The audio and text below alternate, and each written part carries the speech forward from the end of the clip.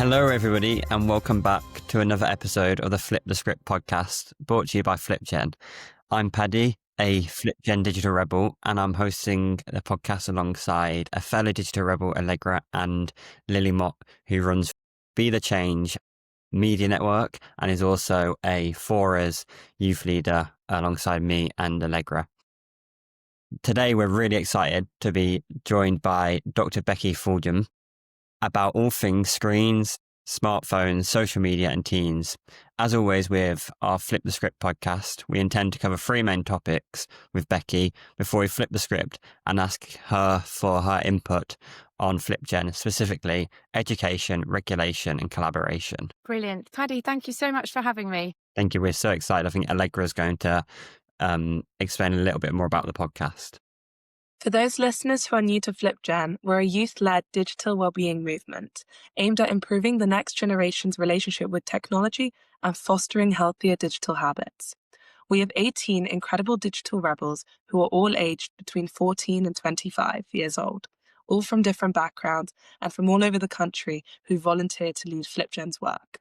The three pillars of FlippGen's work are campaigning, content, and community. We feel very passionately about educating and empowering the next generation by passing on our knowledge and experience of growing up with technology. Becky, welcome to the show. We're so excited to have you. I will give a very brief introduction to the work that you do, and if I miss anything, please fill in the gaps. Becky is a GP and a leading advocate for children's digital health. In April 2024, she founded Health Professionals for Safer Screens, HPFSS, and we'll use that abbreviation throughout, a coalition of clinicians and health experts raising awareness of the public health impacts of excessive screen use and harmful social media design. She supports efforts like the Safer Phones Bill, calling for stronger protections for under 16-year-olds. She fronted the short film Our Kids, Their Screens, The Evidence, which highlights research on digital harms. And the work that your organization does also provides briefings, training, and resources for health professionals, and develops PSHE-approved school materials on relationships, misinformation, and digital safety. And Becky also regularly speaks in the media, at events, and advocates for systemic change through the precautionary principle to protect children from the harms of excessive screen and social media use. So I'm sure I was missing some things in there, Becky, but we are so excited to have you. Welcome to the podcast. Thank you very much, Gillian. Thank you for that incredibly generous introduction. I think you should be doing it all, not me, frankly. No, we're so excited to have you. I think Allegra is going to kick us off with a few questions about all things screens. Yeah, so for our first topic, we're going to discuss, like Lily said, all things screens. So, Becky, as the founder of Health Professionals for Safer Screens, tell us how and why this group for change came. It's a weird one, Allegra, because I was feeling a little bit lonesome in my concerns at home. I have 3 teenagers, and at work, about how much screens seemed to be an issue in all the child and family consultations I was doing in one way, shape, or form. And I put out a message on the dreaded Twitter X. It's not my favourite platform. Just saying, is there anyone else out there in the health profession who is worried about this? And half expecting tumbleweed or possibly some, intellectual put down, but the opposite happened. In about half an hour, I had 30 direct messages from different doctors, different professions, different countries, people I've never met, saying this is huge. I see it every day in my line of work and we've got to do something about it. And really, it was that night towards the beginning of last year that Health Professionals for Safer Screens was born. And we've been really, running since then. It's been really pretty busy. That's so interesting and inspiring to hear about. There's also obviously a huge focus on teen mental health, rightly so. But from your everyday practice, what physical symptoms are you seeing in young children and teens as a result of excessive screen use? Allegra, you're absolutely right. There is a real focus on teens and mental health. And I agree, rightly so, but it is somewhat distracting from the wider picture, which is just as worrying, if not more.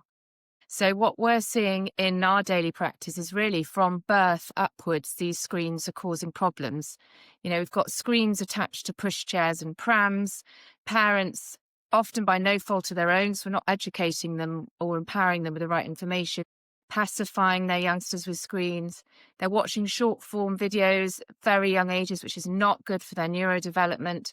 We've got very good evidence now how these screens and misuse or excessive use interrupt with their sleep, their speech and language development, their attention, their behavior. So we're definitely concerned about teens and mental health, but we're looking more about kind of whole child health. And we would argue that excessive use of screens, and particularly social media, is so unhelpful to whole child health and a family's understanding of it, really. It makes our job quite tricky. Definitely, especially as how widespread the issue is. The Yes. difficulty young people face, and older people in fact, is that society has implemented tech and screens everywhere. As you were saying, an example of screens and push chairs, which obviously we wouldn't have seen in the last few years, but is now becoming more and more common. For Yes. example, digital bus passes for older people or young people have their lesson plans on their phones. We really are using our screens and technology everywhere. And this isn't really a young person or anyone's fault, at least any of the users' fault. Instead, it's the things that the technology has been used to create. And to what extent does society have a duty to roll back this over-reliance on tech and screens?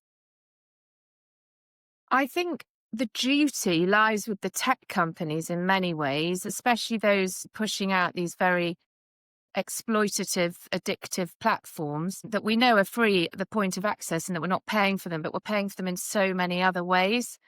But yet, society does need to pay ourselves some credit to humanity that this is not how we thrive, rest, relax, socialize, learn. It's supposed to be part of what we use to achieve all those things, not the only thing we use.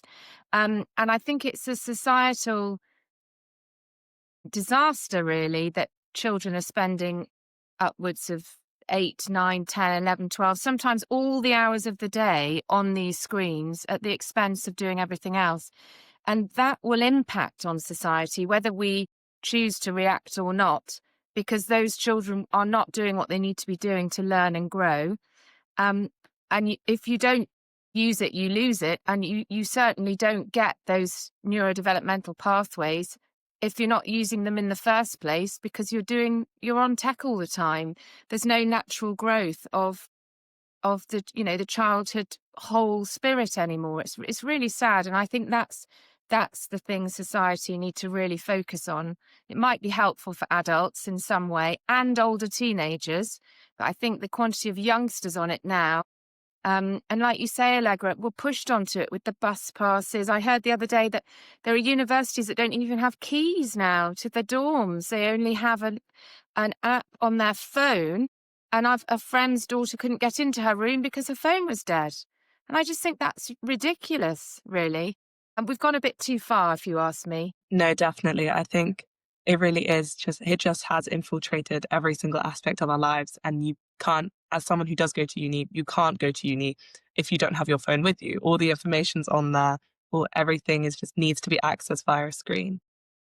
Am I allowed to ask you a question on your podcast? Sure. So how do you feel about that then, Allegra? I think it does mean that, yeah, like I said before, all my work, all my lectures for my notes, it's all on screens. It does mean, for example, the other day, my lecturer, his train got cancelled, so he couldn't come in. So therefore, it was great. I still got to have an in-person online lecture rather than just having to watch a recording or just having to use my notes myself. So it does allow more opportunity in terms of, in the past, that lecture just wouldn't have happened, but I got to do it online instead. And we still got to interact with our seminar leaders, with our lecturers, just via a screen instead.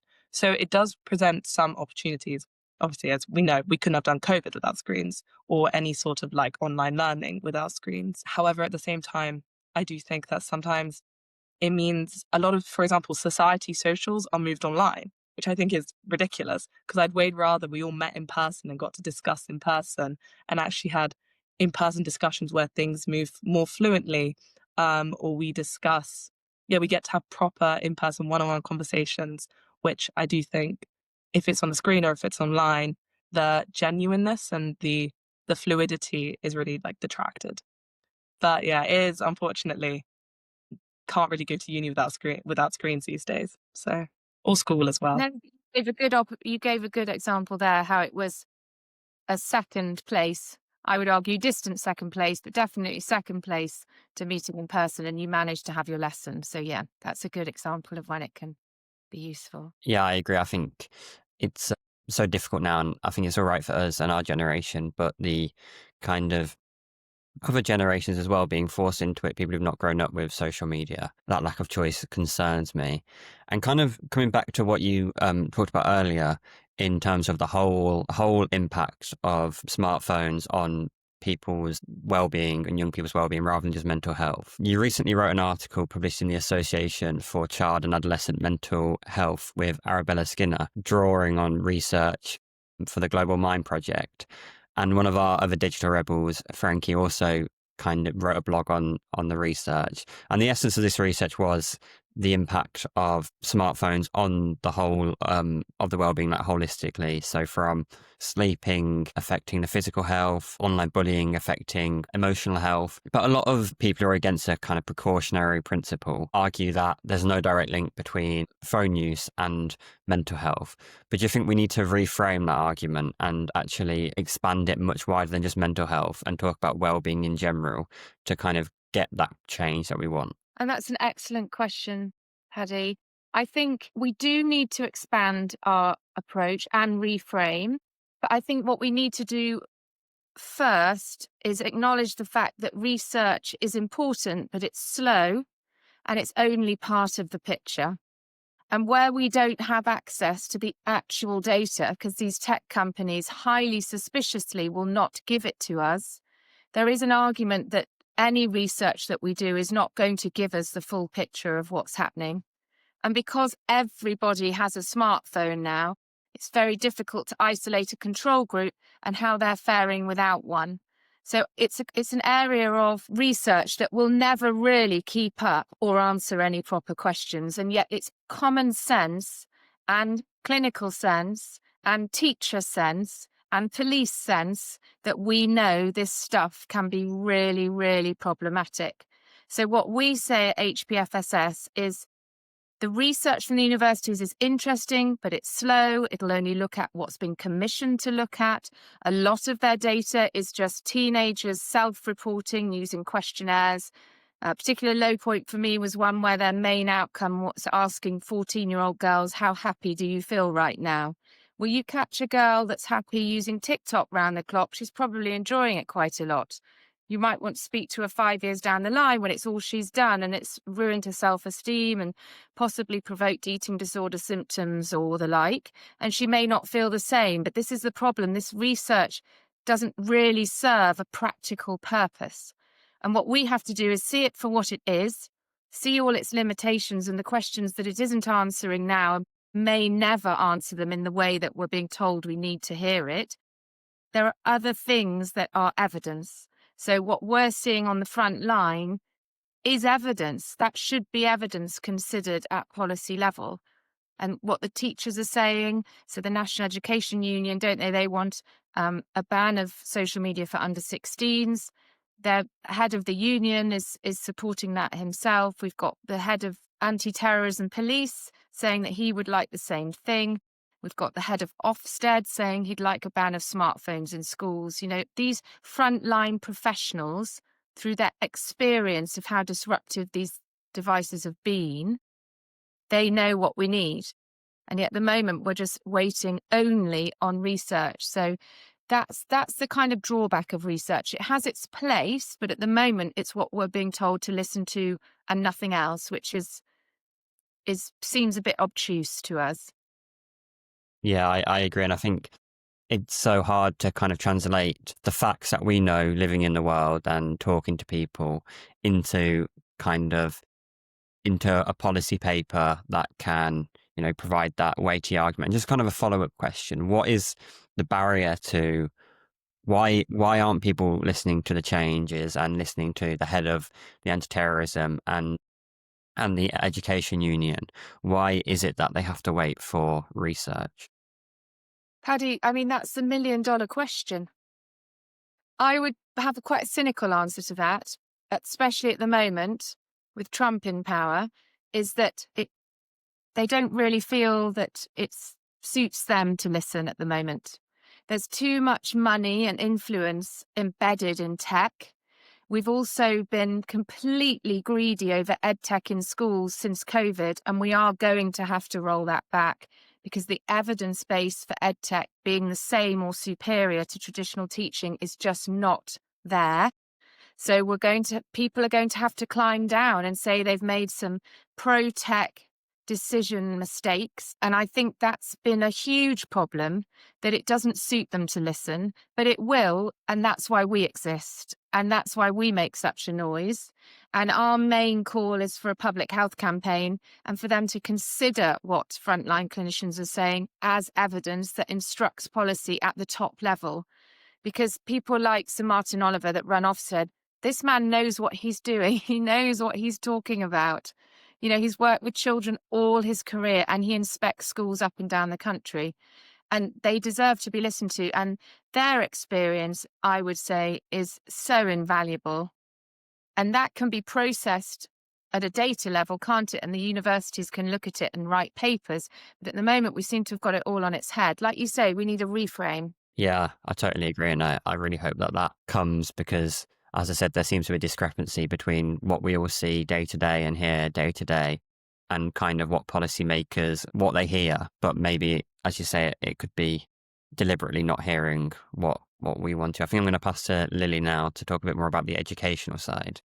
Yeah. I think just kind of continuing with this conversation about education, this is something that's very near and dear to my heart. Both of my parents are teachers. My mom teaches 6 and 7-year-olds. So she is seeing a lot of the effects of kids who grew up or were kind of being raised during COVID in their very, very formative years. And it's been really interesting for her and kind of scary at times to see the way that different young people have developed with that time period. But over the summer, HPFSS, sorry, I keep muddling the Call us abbreviation. HPs. Stop the mouthful. HP, okay, perfect. Call us HPs, please. Wrote the Summer of Connections ebook aimed at very young children and encouraging a screen-free summer, which to me sounds wonderful. It recognizes that it's not about being perfect, but aiming for a better balance. Can you tell us a little bit more about what was included in that ebook? Because I think it sounds very interesting, and I would just love to know more about what you wrote about in there. Okay, so do you have a copy yet? No, I don't. I need to check it out after this. Well, I wish we had some budget. I'll just put a little plug in there and we could do a publication of it maybe one day. But for the moment, ironically, it's online. But, better than nothing, hey? The ebook was there. You picked up on that. I'll send it to you, obviously. So I meant to say. The ebook was there really to counteract the narrative that we're blaming parents. We're not. We're not giving parents any information, so we're certainly not in a position to blame them. We need to go way upstream of the problems here. So we need to give the information first, and that is what we're doing. And then parents can make different decisions to what parents' decision making now at the moment is a bit screen heavy, often by no fault of their own. Many parents think they're actually teaching their children or doing good by them by letting them go on technology. So what we're trying to introduce in a kind of informative, non-judgmental way, I hope, is how to abandon the screen completely with young children. So World Health Organization advised that it's got to be the bare minimum use of smart screens for children under 5 and no use at all really other than FaceTiming relatives for children under 2. And that is around protecting their brain development, their skill formation, their sleep, their contentment, their speech and language learning. Getting that across, those elements, we've done that through various experts like Sandy Chappell, who's a senior speech and language therapist, by saying they shouldn't really be on screens. It's a bit of a nightmare getting it off them. So this is what you can do instead. Here are the tips and tricks. There are tips and tricks in there. For example, some people can't feed their children now without an iPad on their high chair table. So that needs to stop for the good of all mankind. That is not great on any level, but really hard for that parent if they've got used to it. So tips about how to move towards a more interactive in-person mealtime, no screens in bedrooms, doing lots of activities that are fun and free of charge and benefit parent and child. That's hopefully what we got across. So that's really what we're about. That's saying why it's not good, but also what you can do instead. And don't beat yourself up if you've gone down a bit of a rabbit hole, because you're not the only one. And this is how to crawl back out. And it is essential to crawl back out when they're young, because that 0 to 5 period, screens should not really be featuring. In France, I don't know if you know, their health minister has banned health minister as well, not DSIT, a strange science area of the government. Their health minister has banned all smart screens in all nurseries and educational settings for under 3s. And that's because the evidence base for youngsters, there is no benefit from these screens, none. So they need to be dirty, in sandpits, sharing toys, fighting over toys, fast asleep, messing about, playing on climbing frames, not sat stationary on a screen. So I'm hoping that the ebook seems kind of light and bright and engaging and not too kind of shouty. We work quite hard to make it gentle. That sounds wonderful. I can't wait to check it out. You definitely do Well, have to see what send your that. parents think and feedback. Yeah, I absolutely Very will. I'm welcoming sure. of feedback from Yeah. teachers. Of course, of course. I will absolutely share it with them. I think my mom would love to have a look at that, and definitely something she could share with her wider community too, I'm sure. Why do you think that there is such a lack of awareness or maybe a misperception around the effects of early smartphone use for young children? I think this also goes into kind of screen usage. As you were saying, I think that we think it's a good thing, or maybe people are learning from these screens. Why do you think that misperception is there? I think this is such an interesting thing that we kind of need to break down why we think this way. Well, it's the ultimate mission creep, isn't it? We've all suddenly realized that we're on this stuff so much. Adults are having huge difficulty in controlling their use, so why we would ever put that burden on a child to safeguard and control their use is frankly unfair and unjust. I think that's a big element. People thinking it's just more convenient just to say, we're a tech generation, everything's on tech. But actually, what we really need to be saying is this good for the children? And it just isn't unless it's seriously in moderation and the content is safe. I think the other reason is that there's no voice or message or unified campaign or guidance coming from the government yet around the health impacts on children. And they urgently need to do that. And that's what us HPs are trying to do, that this is a health issue. Stop conflating it with screen time and ed tech and the youth of today and the digital natives and whatever other drivel comes out their mouths. This is a child health issue. And once we get it into the Department of Health and they start to put out NHS-funded guidance, because they will, because we will keep going until we drop dead, until they do it, that will really start to tell people, when you pick up cigarette packets, smoking kills, children shouldn't be drinking under the age of 18. You shouldn't be doing these things, and the law tells you why, for the good of your health. And yes, it doesn't mean that all children won't touch alcohol, but it hopefully means that your 4-year-old isn't going to go to the vodka tray in your house.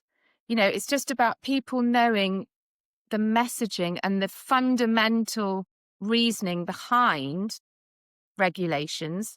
And that helps you parent, helps you see where your red lines are, and it will, in effect, protect more children. And that's why we want the government to do something.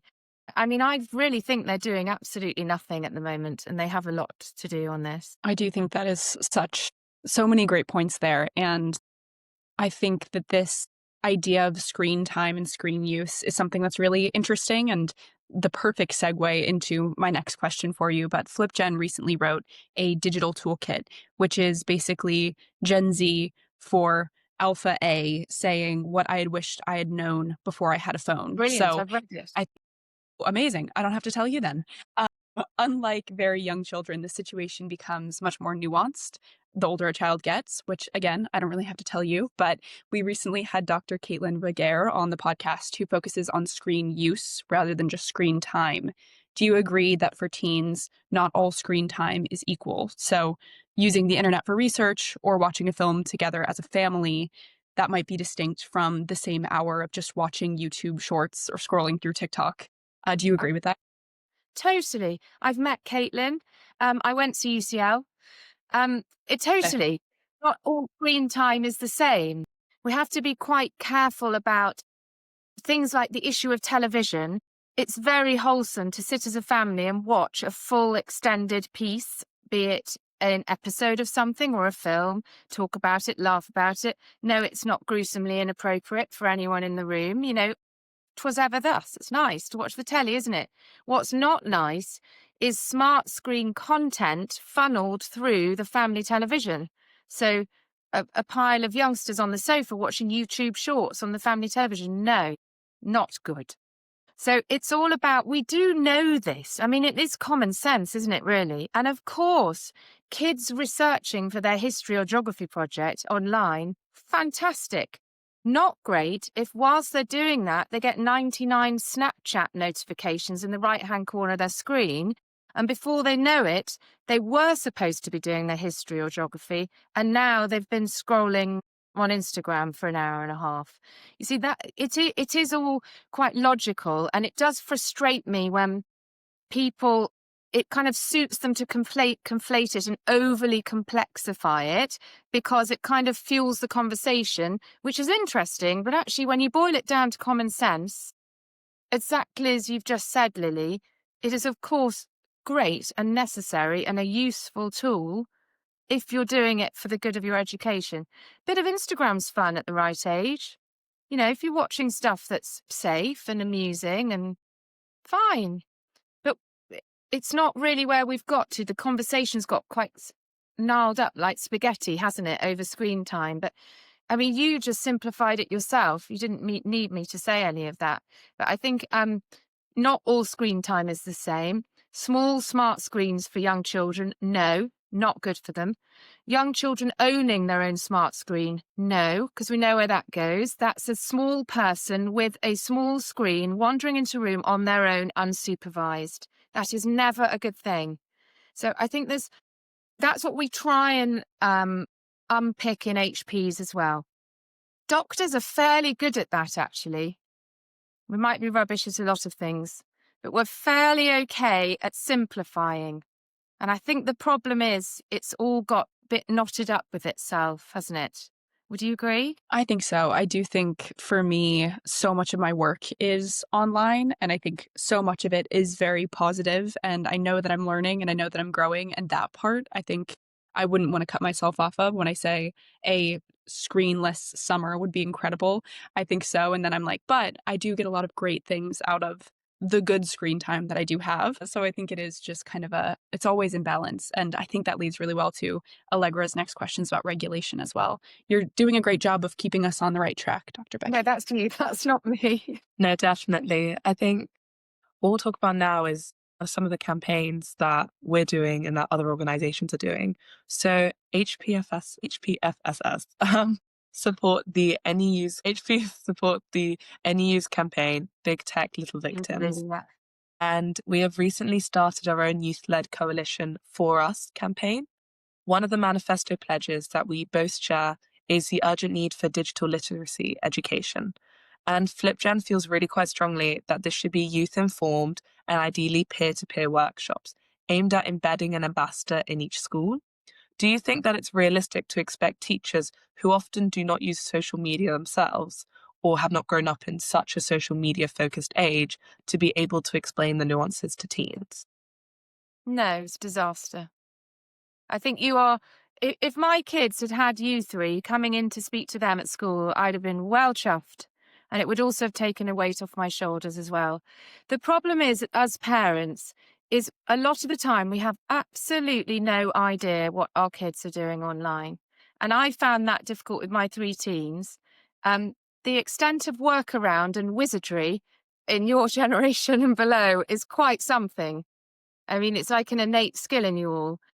And for parents, that's terrifying because it's impossible to parent. You can't anticipate it, discipline it, safeguard it, because you're always behind. And that makes you feel a bit paralyzed as a parent, that like you're not doing your job properly and everybody's miserable. So I think your peer group are so powerful because you understand it. You can give advice to these kids. They don't want to hear advice from their parents anyway. No child ever wants that, especially teenagers. God, So they want their age group-ish, but you're older and wiser than the kids in these schools now, talking to them on a level, telling them possibly about a few mistakes that people may make and how not to fall into the same trap. And I think the biggest thing, we were in a very, it's a bit of a grisly meeting yesterday, and there were some doctors there who were talking about children who'd taken their own lives. And one of the girls that's recently taken her own life as a young teen had images shared of her naked online, and it was too much for her. And so she'd ended her life. And I think the thing is, it's so catastrophic when these things go wrong that these children have to know pretty damn quickly who to turn to, because just an hour with themselves after finding out there's naked pictures of them all over the internet could be enough to make that child suicidal. So it's about giving them the strength and the courage to just put that phone down and go and find someone they trust straight away, because it will literally save lives. And it's quite stressful. It's upsetting, isn't it, for everyone when children resort to that? But it's so logical to see why they would, because if you imagine yourself in that position, especially as a child that doesn't understand consequences or the nuance of decisions and how things play out or settle over time, it's totally logical that they would feel that desperate. And I hate to think of children feeling trapped like that. And you being able to tell them that in a way that's upbeat and not too scary, and it's a chain reaction, isn't it? Then they'll go tell their friends and they'll go home and tell their parents. So it's really, really vital. If that is what they mean by digital literacy, if you guys win at what you're doing, which I'm sure you will, I'm all for that. Yeah, I agree. And I think a lot of what I do is around mental health campaigning, and it's so scary to see the impact that social media and the digital world is having on mental health, and can cause such desperation that there's kind of, at that point, young people think there's no coming back from. So I think it just kind of shows the necessity of the work that we're all trying to do around the digital world. But kind of focusing on the National Education Union's campaign. So the NEU calls for a total outright ban for under 16s for smartphones, whereas for us we're calling for a ban of algorithmic and addictive features for under 16s, and then proper parental proper parental accounts. But so obviously, while we agree on the fact that the status quo needs to change and it's not safe, there's a slight discrepancy with what we're calling for. Do you think that it's enough just to ban addictive features, or do you think that social media is kind of so harmful that the precautionary principle needs to be used and just ban it outright up until 16? So here's what I think. I think we can do both. I wouldn't trust those tech companies, to do anything at the moment. And I wouldn't trust them to reliably and totally turn off their algorithms and addictive features, at the same time still allowing those children access to the platforms where all the content is guaranteed safe. I mean, we're dreaming. They would just not do it, or they'd say they were doing it and only partially do it. And people would call them out, a bit like the YouTube Centre for Countering Digital Hate. Have you seen the work they've put out from YouTube? And they've pretended to be a 13-year-old user, and within minutes, 1 in 4 of the videos being pushed was pro-eating disorder content. These tech companies cannot be trusted. Children are currently not safe, and that's the message in the room. So what's the quickest and most effective thing we can do now? We can say, we need age verification that works, i.e. a face younger than 16, an age younger than 16 cannot get onto these platforms. And if they're caught in breach, they get prohibitory fines instantly. That is a language I feel is the only language they would understand. You hit them with their wallets. Then further down the line, yes, it might feel a bit too restrictive, especially for children that might be 14 and are already enjoying it quite a lot. But I'm sorry, laws are messy when they first come out, and this is for the greater good. And children will recover. They still have lives to lead. And I think it could come back without the algorithmic and addictive content. But I think unless we actually put down a wall that says, no, it's not safe, it's coming down, they have to be 16 or over, then it could be something you could work towards that wasn't quite so restrictive and feeling unreasonable. I'd feel very hard done by if I was a 14-year-old and they did that. But it is for the greater good, and laws take time to come in, and it doesn't mean the end, but it just means the end of this phase, which is frankly disastrous.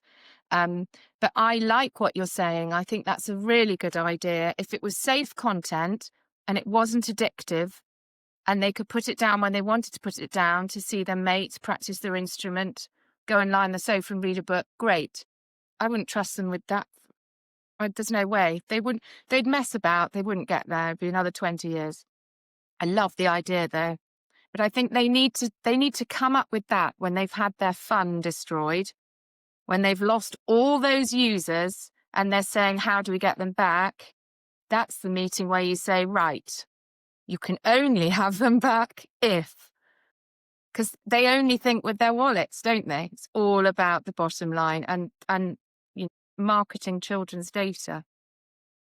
Yeah, I think that's so true. I think when social media kind of first came about, people were users, and now people are kind of commodities on there, and that's an issue that we need to tackle. It reminded me, you're talking about YouTube, it reminded me, I saw an article about Meta, how they've they've kind of phased out a lot of their addictive feature, a lot of their kind of safety features without really saying anything. Yeah, it's very hard to trust companies who do that kind of thing. They're completely untrustworthy, Paddy. They're reptilian human beings who are only interested in money. And I think we do need to wise up to that. I know you lot are wise because you're doing this, but that's why the NEU campaign is pretty hard line, I think. I mean, that's a pretty strong campaign strap line. Their report's hard-hitting because people have been pushed. Nobody came out like this. It's been children dying, children being permanently emotionally or physically harmed, that we've got to this strength of feeling. It's a shame, but this shows that they don't actually listen. You can get as strongly emotionally as you like, but they don't listen unless you hit them where it hurts, which is the cash. Yeah, I think you're so right. And kind of talking about the campaign. So if we had the outright ban for under 16s, obviously a lot of people would say that it's just kicking the can down the road and saying that these issues will still persist for when teenagers get their phones at 16. How can we mitigate that risk and ensure that yes, under 16s don't have that risk, but also over 16s are also kept safe? That's a brilliant question, Paddy. And they're calling it the cliff edge, aren't they? There is no evidence for that at all. It sounds like, it sort of feels like it's something that would happen, but there's no evidence to say that's the case. And we'll also struggle to produce that evidence, won't we, for all the reasons we discussed before. In Australia, they've banned under 16s, haven't they? Or they will do by the end of this year. They'll have a crack at it. They've done some research about cliff edge, and it's not the case at all. What they've found is that those older teenagers come to it or don't come to it out of their own more mature decision making, and they're much less likely to make bad decisions online. It's all about being old enough to handle it.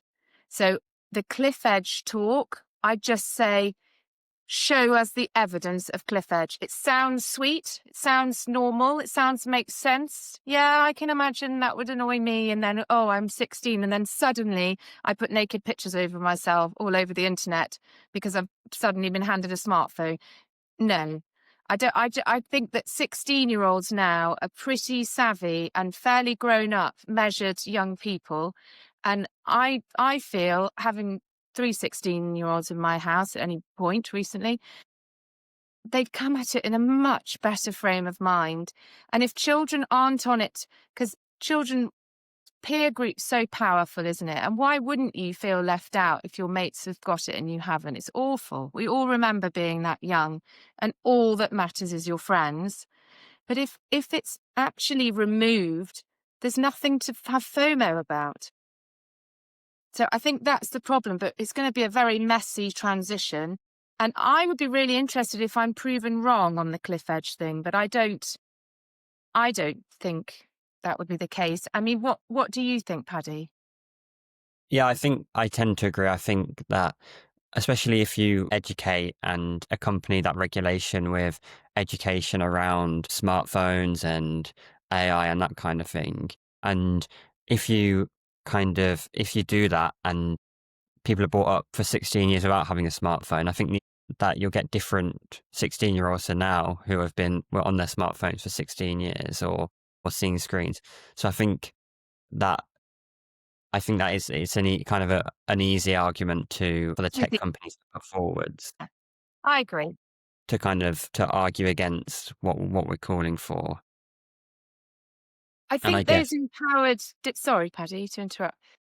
I think those empowered 16-year-olds will really discipline the parents as well. Because if there's some digitally literate youngsters out there saying, "Could you just put your phone down, mother? You know, let's go outside." If we're reinforcing that education, I know that sounds overly simplistic and a bit ideological, but actually the concept is, if the digital literacy is phasing this stuff out or phasing it into its rightful place rather than world takeover, that will have an upward effect on the family as well. So the adults in that house will be learning and changing their behaviours, because we're all guilty of using this stuff too much. So I think it will be double benefit, because it'll rescue that child in many ways, both then and in the future, but also really benefit the rest of the family as well. Yeah, I really agree. Passing on to Lily, just to kind of finish off with the main questions about AI. Yeah, definitely. This is something that I know Patty has done a bunch of work into, but I would love to just pick your brain a little bit about AI. One of the manifesto pledges at FlippGen is to raise the age limit for AI chatbots and companions to 16. Do you see the use of AI by children as a second opportunity to get things right or very wrong? As far as young people and tech are concerned, is this kind of an opportunity for us to press pause and maybe reevaluate AI, or are we going in the wrong direction? We're going in the wrong direction, but is my personal opinion. Emily Cherkin's your woman you need next. Let's try and get you Emily. She will give you the most exquisite answer on how badly wrong we have gone with this. AI chatbots sending sexualized language to 6-year-olds, which is an article I just read this morning, with very minimal provocation. Also, that chatbot knowing full well that child's age, because part of the simulated user was saying, "I am 6." It is totally and utterly unsafe. And I think if there's an AI age, that absolutely has to be 18. If they want some strange adult fruity environment where adults get kicks out of having flings with chatbots, fine. Ridiculous and deeply sad, if you ask me, and worrying for that adult. But, personal preference, but it absolutely should not be anywhere near children. So if there's an age limit, it has to be 18, I would say, on that. Definitely. I'm going to pass it back to Patty, but I think that is a great next guest for us to have. I'm sure that Paul is listening, taking notes. Yeah. Awesome. Yeah, for sure. We're now going to flip the script and ask for your advice about FlipGen. And I think Allegra's going to go first. So, Becky, if you were a Gen Z digital rebel, what key pieces of information would you be wanting to educate Gen A about? I don't think I can even imagine being your age again. Jumping In into this our shoes for the day. In this context, I mean, I can remember being your age. Being your age and in all this, be utterly truthful, because these kids, unfortunately, are way beyond their years, because whether we like to think it or not, they've all been overexposed in some way, shape, or form. So I think the wisdom that you can impart in a really truthful way is so important. You're very educated, articulate young people, so you can use language that they understand and give them realistic solutions and empower them in a life off screens. So but that would be your choice, because if you think it's more beneficial than not in certain situations, you are the ones to give good answers on that. But would, for example, you give your little Gen A, if you had a little Gen A smartphone, what age would that be? Me personally, say, unless you need it as in a smartphone with a screen like a normal iPhone, not something All like, I don't know, singing, all Nokia. dancing, email, social Yeah, media, like internet. 16 at the earliest for There you me go. You don't personally. need that. I think it's just being really confident in your positioning, speaking to the people in the areas of expertise that you need, and then you're the go-between to filter that information through to the younger ones in a language that they can understand. Because that isn't me. I'm 47. That's not me.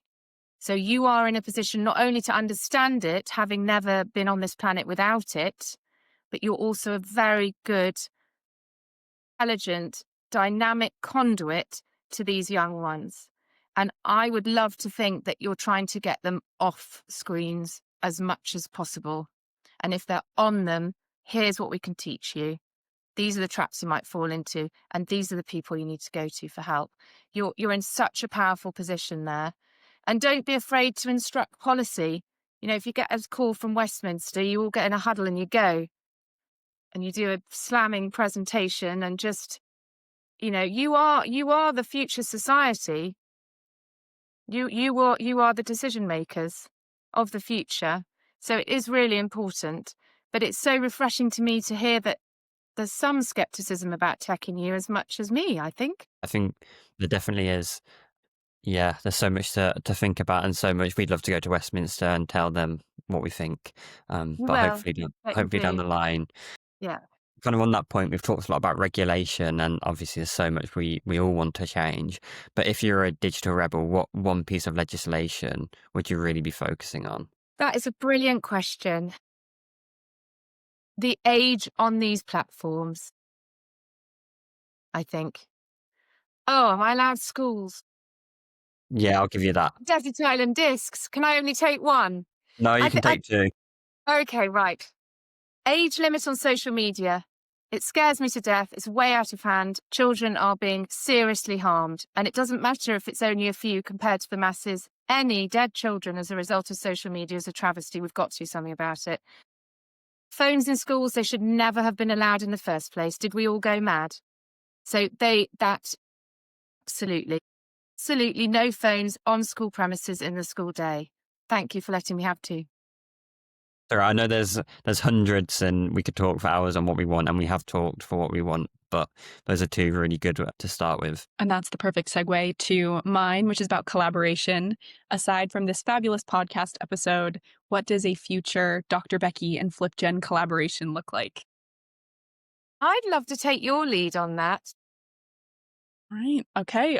Whatever you think, we're very open-minded. It is so important that we listen to your generation and younger, because you deserve to be happy and succeed in your lives. And adults, it's our job to safeguard that, facilitate that, not get in your way. And this is a huge part of being a young person now. So you just ring us up, and if you need us, we'll help. If we're good cheerleaders, if you need a bit of, all the kind of evidence bits and briefing documents, or to help with a presentation, any of that, we're here. And you're doing great work. And I love your landline project. I was just reading about that. Oh, yay. Yes, we'll have to swap resources, but I think that sounds wonderful. And that's a wonderful position to be in, I think, as an ally and a supporter and offering all of your support. I think that's wonderful. So, Allegra, Well, I'll toss you to take us away. Thank you so much, Becky, for joining us on this episode of the podcast. Yeah, just some key takeaways, really.